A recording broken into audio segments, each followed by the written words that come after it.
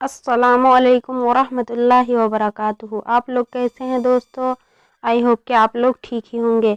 आज मैं पढ़ाने जा रही हूँ दिसंबर 2024 में जो एग्ज़ाम होने वाला है आप लोगों का 14 दिसंबर को। उन्हीं से रिलेटेड ये सभी क्वेश्चन लेकर के आई हूँ और सभी क्वेश्चन PYQ हैं, प्रीवियस ईयर्स क्वेश्चन हैं। प्रीवियस ईयर्स क्वेश्चन अगर आप 2012 से लेकर के अभी तक जितने एग्ज़ाम हो चुके हैं उन सभी को सॉल्व कर लीजिएगा। वो सभी को सॉल्व करने से आप लोगों की सारी परेशानी ख़त्म हो जाएगी और सारे सवाल प्रीवियस ईयर्स क्वेश्चन से ही पूछे जाते हैं। तो आप लोग सॉल्व कीजिए और नंबरात अच्छे से अच्छे नंबर हासिल कीजिए। तो देखिए, बड़े बड़े चैनल सभी को देख रहे हैं आप लोग और आज एक छोटे चैनल से भी आप लोग आगे की ओर बढ़ सकते हैं। तो ये चैनल को जितने भी दोस्त जुड़े हुए हैं ये YouTube channel like and subscribe ज़रूर कर लीजिएगा और बेल आइकन को दबाना ना भूलिए। अपने दोस्तों में भी शेयर कर दीजिए ताकि उन्हें भी फ़ायदा हो सके। ये देखिए 17 जनवरी 2022 ये लैंग्वेज 1 है, सेट जिसका जो भी हो, और पेपर 2 है। पेपर 1 1 to 5 और पेपर 2 6 to 8। तो कल पेपर 1 कराई थी, आज देखिए पेपर 2 कराने जा रही हूँ। तो आप लोग देखिए और समझने की कोशिश कीजिए। देखिए क्वेश्चन, हिदायत, नीचे दी हुई इबारत को पढ़िए और दिए गए मुतबादिल में से किसी एक मुनासिब तरीन मुतबादिल का इंतखाब कीजिए। अगर आपको उर्दू सॉल्व करना है, जो उर्दू पैडागोजी हो या तो पैराग्राफ हो, तो पहले आप पैराग्राफ में क्वेश्चन को देखिएगा उर्दू में, उसके बाद आंसर ढूंढिएगा। ऐसे करने से आप लोगों का टाइम वेस्ट भी नहीं होगा और टाइम बर्बाद भी नहीं जाएगा, जल्दी हॉल भी हो जाएगा। तो देखिए ये 91 से देखिए, मौलवी नज़ीर अहमद जिला बिजनौर के किस गांव में पैदा हुए? अफजलगढ़ या आरामगढ़ या रहीमगढ़ या आजमगढ़? तो किस गांव में पैदा हुए देखिए, पैराग्राफ से मालूम पड़ेगा। डिप्टी नज़ीर अहमद बिजनौर के एक गांव अफजलगढ़ में पैदा हुए। कहाँ पैदा हुए? अफजलगढ़ में। तो इसका आंसर मिल गया। देखिए आप लोग, A is a correct answer. Next question देखिए, नज़ीर अहमद के वालिद इनको किस उम्र में बिजनौर ले गए? नज़ीर अहमद के जो वालिद थे इनको किस उम्र में बिजनौर ले गए? 6 बरस या 4 बरस या 3 बरस या फिर 10 बरस? तो कितने वर्ष की उम्र में बिजनौर ले गए? देखिए, जहाँ तक पढ़े हुए हैं उससे आगे पढ़िएगा, यहाँ तक पढ़ चुके हैं उससे नेक्स्ट देखिएगा। जब वह 4 वर्ष के थे तो उनके वालिद मौलवी शहादत अली अपने बेटे को लेकर बिजनौर आ गए। कितने वर्ष के थे? तो 4 वर्ष के। तो इसका आंसर मिल गया 4 वर्ष। B is a correct answer. Next question देखिए, मौलवी नज़ीर अहमद के वालिद ने कुछ दिन खुद पढ़ाने के बाद उनका दाखिला कहाँ कराया? स्कूल में कराया या मकतब में कराया या हॉस्टल में या मदरसे में? तो देखिए कहाँ उनका दाखिला कराएं। कुछ दिन तक वो खुद पढ़ाए थे, जहाँ तक पढ़ चुके हैं उनसे नेक्स्ट देखिएगा। इन्होंने नज़ीर अहमद को कुछ दिनों पहले खुद पढ़ाया, बाद में इन्होंने एक मकतब में दाखिला कराया। कहाँ? मकतब में। तो इसका करेक्ट आंसर मिल गया, B is a correct answer. मकतब में इन्होंने दाखिला करवाया। नेक्स्ट क्वेश्चन देखिए, नज़ीर अहमद को मज़ीद तालीम के लिए उनके वालिद ने किसके सपुर्द किया? मौलवी नसीरुल्लाह खान के ये शहादत अली खान के या मस्जिद के किसी इमाम के या देखिए उनके मामू के। तो देखिए नज़ीर अहमद को मस्जिद तालीम के लिए उनके वालिद किसके सुपुर्द किया, आप लोग देख सकते हैं।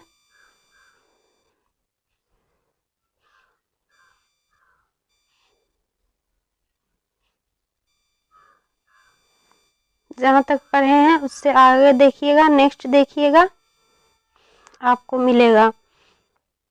यहाँ तक पढ़ चुके हैं, मकतब में दाखिला कराया, मगर उनके शरीयत तबीयत के बिना पर उन्होंने जल्द ही मकतब से निकाल कर मज़ीद तालीम के लिए बिजनौर के डिप्टी कलेक्टर मौलवी नसीरुल्लाह के सपुर्द कर दिया। किसके सपुर्द?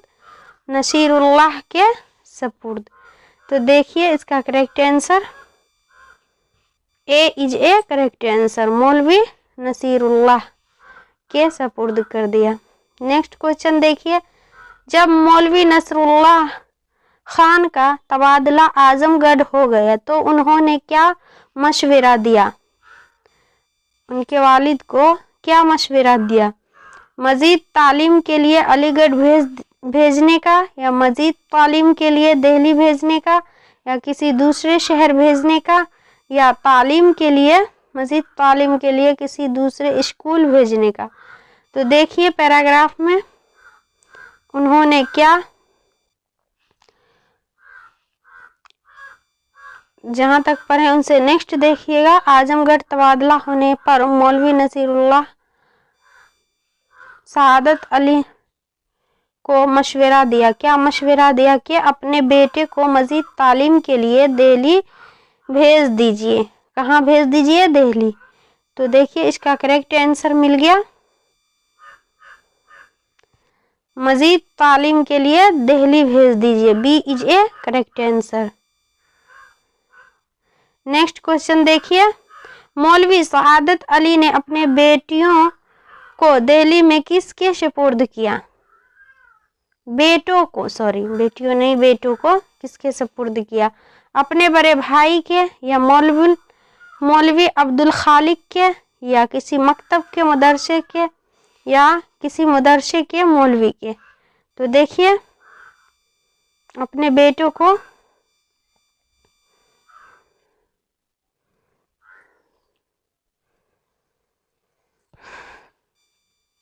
मौलवी शहादत ने इस मशवरे पर अमल करते हुए अपने बेटों को दिल्ली में अब्दुल खालिक के सुपुर्द कर दिया। किसके सपुर्द? अब्दुल खालिक के। तो इसका देखिए करेक्ट आंसर मिल गया,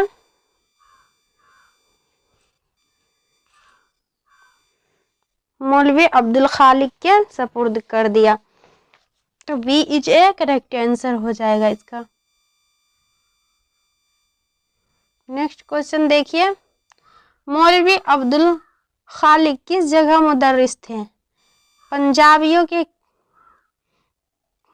किरे में, या किसी स्कूल के मुदर्रिस थे, या किसी यतीम खाने में मुदर्रिस थे, या किसी खानकाह में थे। तो देखिए मौलवी अब्दुल खालिक किस जगह मुदर्रिस थे, आपको पैराग्राफ से ही मिलेंगे।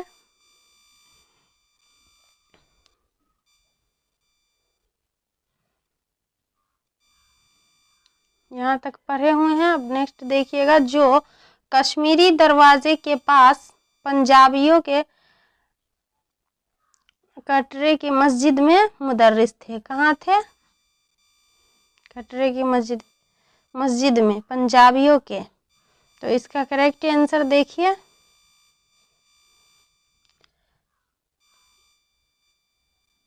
मौलवी अब्दुल खालिक किस जगह मुदर्रिस थे? पंजाबियों के कटरे में मुदर्रिस थे, A is a correct answer. Next question देखिए, दिन का मुतजाद है, दिन का उल्टा पूछ रहे हैं, यह कवायद का क्वेश्चन है। दिन का उल्टा रात, सुबह, शाम, तारीकी। तो दिन का उल्टा रात होगा, A is a correct answer. Next question देखिए, अमल की जमा है, आमाल, अमलियात, या आमालात, या इल्लत। तो क्या है, आमाल है, अमल की जमा पूछ रहे हैं, तो ए इज ए करेक्ट आंसर। यहाँ देखिए ये लैंग्वेज 1 है, तो आपको नस्र और नज्म दोनों देखने को मिलेंगे। अब यहाँ से नज्म पूछे जाएंगे, उसे आप हल कीजिए। हिदायत, नीचे दिए हुए शायरी हिस्सों को पढ़िए और दिए गए मुतबादिल में से किसी एक मुनासिब तरीन मुतबादिल का इंतखाब कीजिए। तो देखिए इसे क्वेश्चन पहले देखिए। शायर ने मुसलसल बेकली की कैफियत में किसको बताया है, दिल को, जिगर को, या दिमाग को, या जहन को? किसको बताया है? पैराग्राफ से देखिए। मुसलसल बेकली दिल को रही है मगर जीने की सूरत तो रही है। तो मुसलसल बेकली किसको रही है? ये देखिए दिल को। तो शायर ने किसको बताया है? दिल को बताया है। A is a correct answer, दिल को। नेक्स्ट क्वेश्चन देखिए। शायर को बेकली के बावजूद क्या इत्मीनान है? खुश रहने का, जिंदा रहने का, या सुकून से रहने का, या हालत के बदलने का? तो देखिए पैराग्राफ। मगर जीने की सूरत तो रही है, मैं क्यों फिरता हूँ तन्हा मारा मारा, यह बस्ती चैन से क्यों सो रही है? क्या बोल रहे हैं? मगर जीने की सूरत तो रही है, ये जिंदा रहने के लिए शायर कर रहे हैं। तो देखिए शायर क्या कर रहे हैं। शायर को बेकली के बावजूद क्या इत्मीनान है? खुश रहने का, जिंदा रहने का, सुकून रहने का, या हालत बदलने का? तो जिंदा रहने का इत्मीनान है। B is a correct answer. Next question देखिए। शायर रात के वक्त मारा मारा क्यों फिर रहा है? बेचैनी की वजह से, बीमार होने की वजह से, या खजाने की तलाश में, या खुशी की तलाश में? तो शायर रात के वक्त मारा मारा क्यों फिर रहा है? देखिए पैराग्राफ से। मैं क्यों फिरता हूँ तन्हा मारा मारा, ये बस्ती चैन से क्यों सो रही है? ये बस्ती चैन से क्यों सो रही है? तो देखिए रात को मारा मारा फिरता है बेचैनी की वजह से। चैन, ये क्यों सो रहे हैं? ये बोल रहे हैं चैन से क्यों सो रहे हैं? तो बेचैनी की वजह से। A is a correct answer. Next question देखिए। शायर ने मुसाफिर को किसको कहा है? मुसाफिर शायर ने, तो देखिए शायर ने किसको मुसाफिर कहा है? ख्यालों को, उम्मीदों को, उदासियों को, या खुशियों को? तो शायर ने मुसाफिर किसको कहा है? देखिए पैराग्राफ से मुसाफिर किसको कहा है? ये बस्ती चैन से क्यों सो रही है, जले दिल से उम्मीदियों के मुसाफिर, यह नगरी आज खाली हो रही है। ये जले दिल से उम्मीदियों के मुसाफिर, तो ये किसको कह रहे हैं? उम्मीदों को। किसको? उम्मीदों को। B is a correct answer. Next question देखिए। खिजां डॉट डॉट में छुप कर रो रही हैं, जेल में से सही लफ्ज मुंतखब करें। पेड़ों, पत्तों, कलियों, या फूलों? तो देखिए पैराग्राफ। खिजां डॉट डॉट छुप कर रो रही हैं, किसमें छुप कर रो रही हैं? ये नगरी आज खाली हो रही है, न समझो तुम उसे शोर बहारा। क्या? शोर बहारा। खिजां पत्तों में छुप कर रो रही हैं, किसमें? खिजां पत्तों में छुप कर रो रही हैं। तो देखिए इसका करेक्ट आंसर हो जाएगा खिजां पत्तों में छुपकर रो रही हैं। B is a correct answer. Next question देखिए, खिजा का मुतजाद है, क्या है? खिजा का मुतजाद पूछ रहे हैं है। तो खिजा का उल्टा क्या है? बहार है, पतझड़ है, या सूखा है, या कहत है। तो ये खिजा का उल्टा बहार है। A is a correct answer. Next question देखिए, ये कवायद का है, ये आपको पैराग्राफ से नहीं मिलेगा ये दो क्वेश्चन।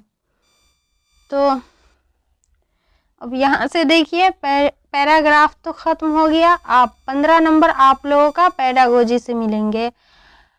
तो 106 नंबर से 120 तक आपको पेडागोजी मिलेंगे देखने को। तो देखिए आम लफ्जियात हैं डॉट डॉट, आम लफ्जियात क्या हैं ये पूछ रहे हैं। तो देखिए आप लोग,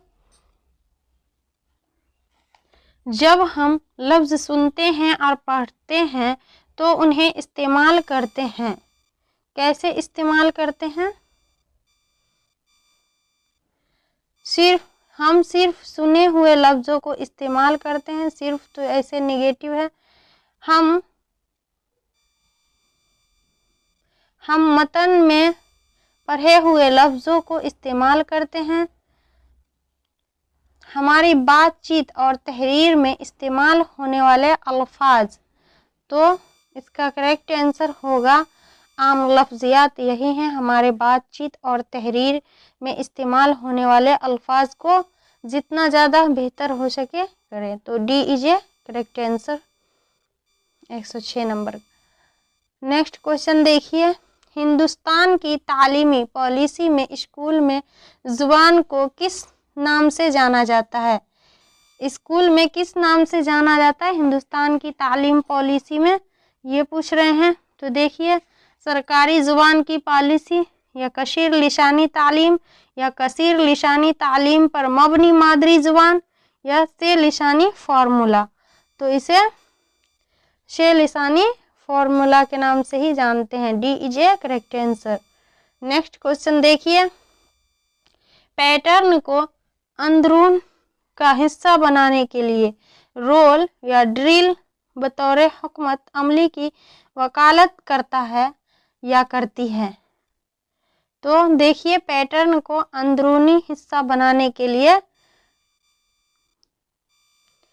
तरशीली ज़ुबान की तदरीस, या शमई लिसानियत, या कुल जिस्मानी रद्द अमल, या तामीरियत पसंद ज़ुबान की तदरीस। तो देखिए पैटर्न का अंदरूनी हिस्सा बनाने यानी ड्रिल बतौर हिकमत अमली की वकालत क्या करती है? तो इसका करेक्ट आंसर हो जाएगा कि ये शमई लिसानियत करती है। B is a correct answer.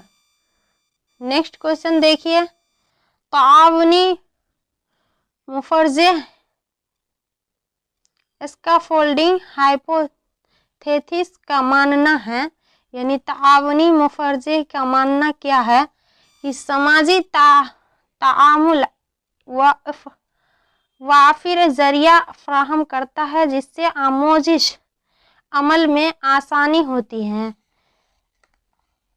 दो ऑप्शन देखिए, कई बार मुख्तलिफ ज़रा के दोस्त से यकसा महारत की तदरीस में, या ज़ुबान की आमोजिश के लिए लफ्ज़ियात की आमोजिश ज़रूरी है, या कवायदी महारती के फ़रोग़ और ज़ुबान की आमोजिश में ताआवुन माविन होता है। तो इसका करेक्ट आंसर हो जाएगा देखिए कि ताआवुनी मुफर्जे हैं क्या है?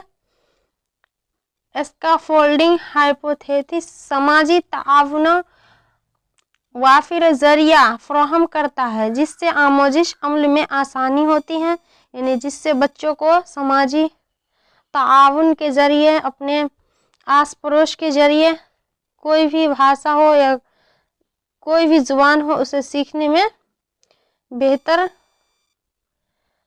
होता है और आसानी होती है।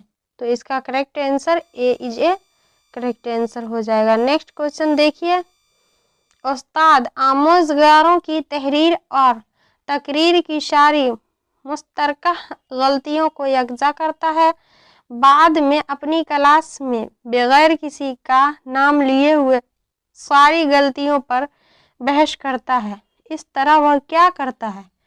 इस तरह से उस्ताद क्या कर रहा है ये बोल रहे हैं। उस्ताद आमोज़गारों की तहरीर और तकरीर की सारी मुश्तरका गलतियों के बारे में ये बहस करता है। इस तरह से वह क्या कर रहा है ये देखिए, आप लोग को आंसर देखिए क्या है। ताआवुनी तदरीस है, या माबाद अंदाज़ा कद्र सरगर्मी है, या गलतियों का तजिज़िया है, या फीडबैक है।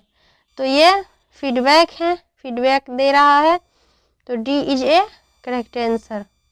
नेक्स्ट क्वेश्चन देखिए, वह सरगर्मियाँ जिनमें आमोज़गार हदफ़े ज़ुबान को किसी मकसद तरशीली के लिए इस्तेमाल करता है, ज़ुबान की तदरीस आमोजिश में यह सरगर्मियाँ कहलाती है। यह सरगर्मियाँ क्या कहलाती है ये देखिए, जोरों में काम, या ग्रुपों में काम, या मशकें। तो वह सरगर्मियाँ जिसमें आमोज़गार हदफ़े ज़ुबान किसी मकसद तरसीली का इस्तेमाल करती हैं, तो ये हदफ़े ज़ुबान है, इसीलिए ग्रुपों में काम करना होगा। B is a correct answer.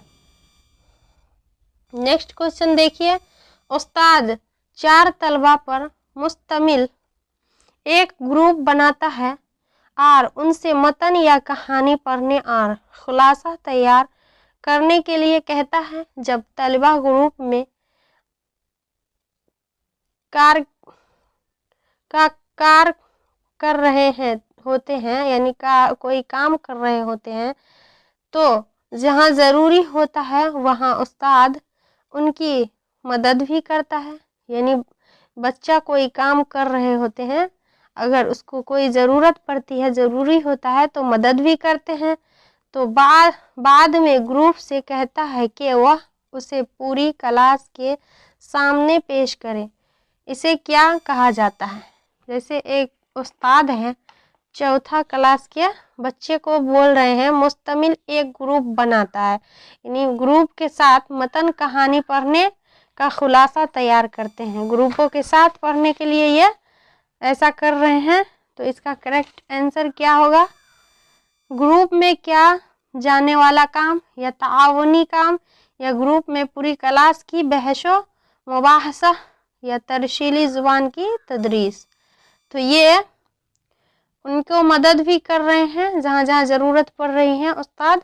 बाद में ग्रुप से कहता है कि वह पूरी क्लास के सामने पेश करे। ये तरशीली ज़ुबान की तदरीस करवा रहे हैं, तो इसका D is a correct answer हो जाएगा।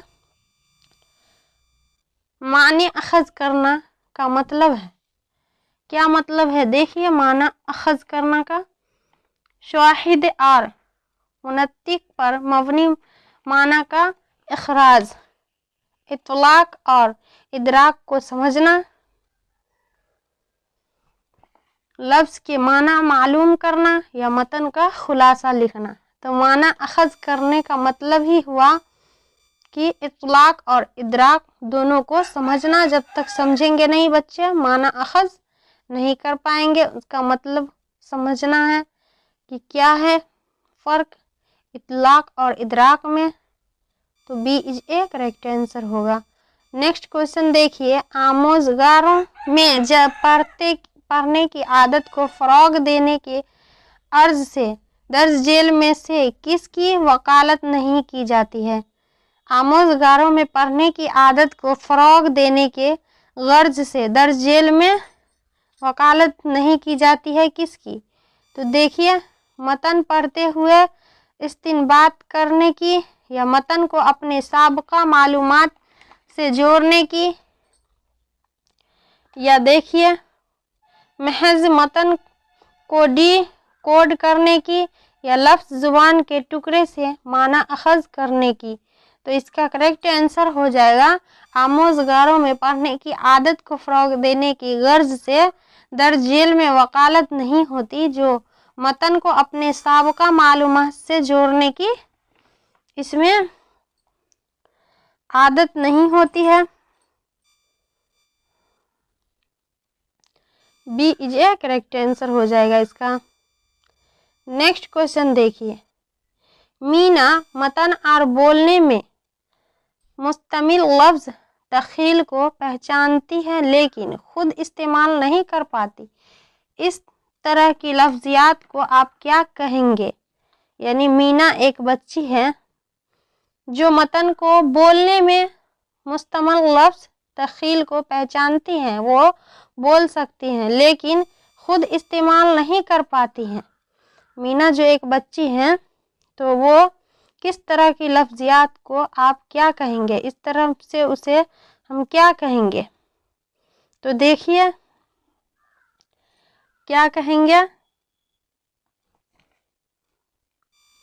मारूफ लफ्ज़ या मजहूल लफ्ज़ या मुश्किल लफ्ज़ या नए लफ्ज़। तो मीना मतन और बोलने में मुस्तमिल लफ्ज़ तख़ील को पहचानती है लेकिन खुद इस्तेमाल नहीं कर पाती। वो पहचान रही है, वो मारूफ लफ्ज़ है, मजहूल है या नए लफ्ज़ है, सबको पहचान रही है, लेकिन वो मुश्किल लफ्ज़ होगी, थोड़ी मुश्किलें होती हैं बच्चे को बोलने से, तो मुश्किल लफ्ज़ सी इज ए करेक्ट आंसर होगा इसका।